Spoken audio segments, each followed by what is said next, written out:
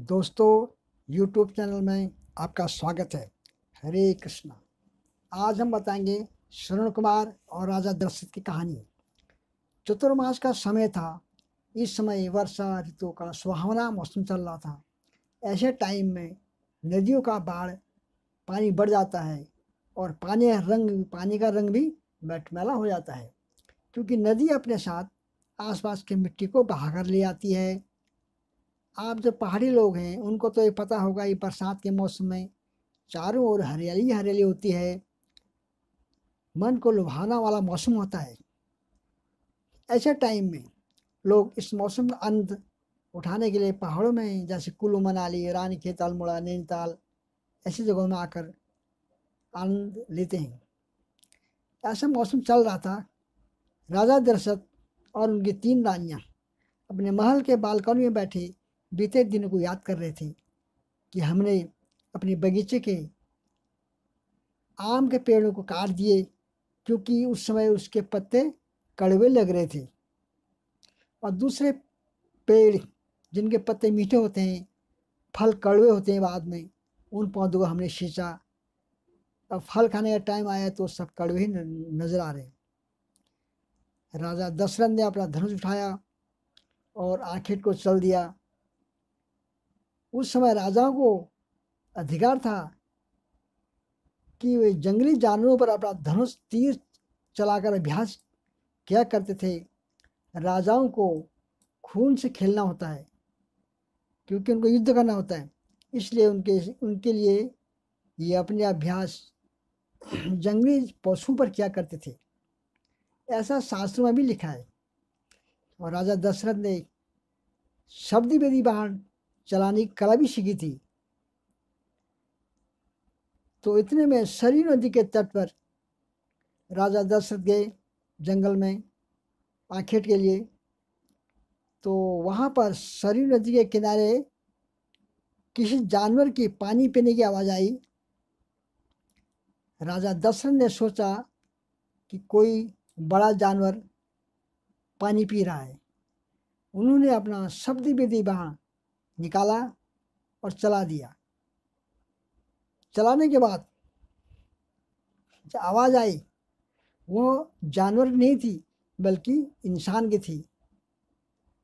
मैं मारा, मुझ निरपराध को किसने मारा? हे पिता, हे माता, अब मेरी मृत्यु के पश्चात तुम लोगों की मृत्यु हुई। जल के बिना प्यासी तड़प तड़प कर मर जाएंगे। ऐसी आवाज़ आई वहाँ से। न जाने किस पापी ने बाण चलाकर मेरी और मेरे माता पिता की हत्या कर डाली। ये सुन गए, इतना सुना राजा दशरथ ने तो उनको ज्ञात हुआ हाथी का गर्जना उनका भ्रम था। वास्तव में वो शब्द जानवर का नहीं था, जल में डूबते हुए घड़े का था। उन वचनों को सुनकर अब राजा दशरथ बोल रहे हैं, ये वचन को सुनकर मेरे हाथ पांव कांपने लगे। मेरे हाथों से धनुष भूमि पर गिर पड़ा। दौड़ता हुआ मैं वहाँ पहुँचा। वहाँ पर वह मनुष्य था।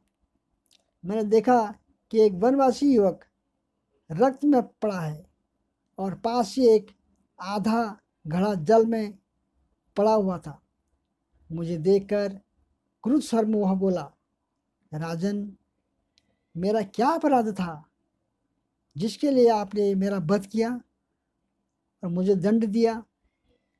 क्या मेरा यह अपराध है कि मैं अपने प्यासे वृद्ध माता पिता के लिए जल लेने आया था?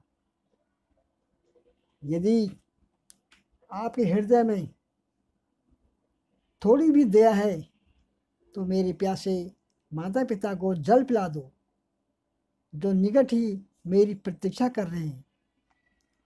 किंतु पहले इस बाढ़ को मेरे कलेजे से निकालो, जिसकी पीड़ा से मैं तड़प रहा हूँ।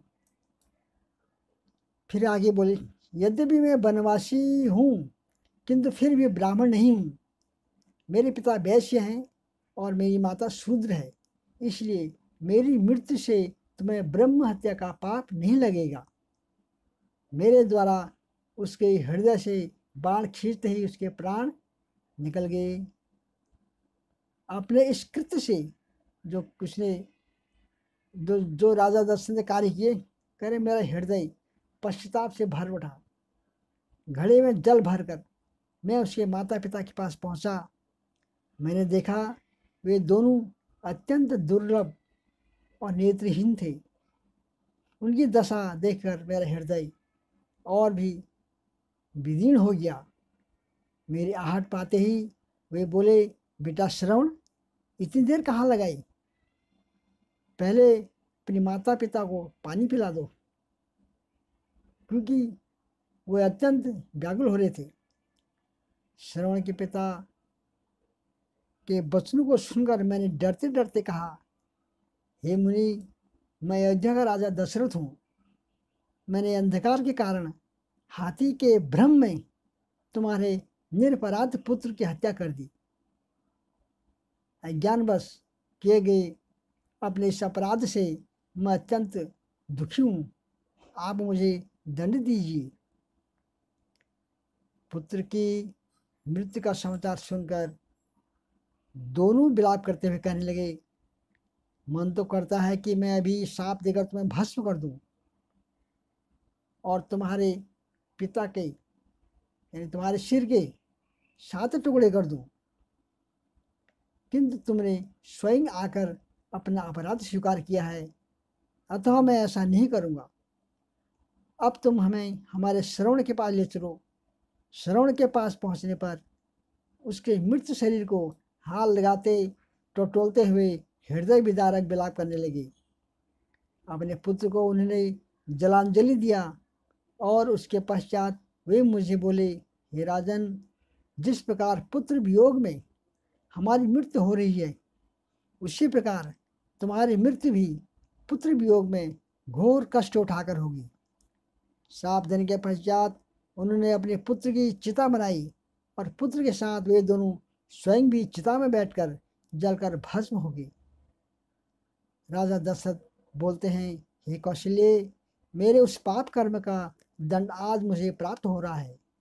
हरि बोल। हरे कृष्णा कृष्णा कृष्णा हरे हरे, हरे राम राम राम हरे हरे।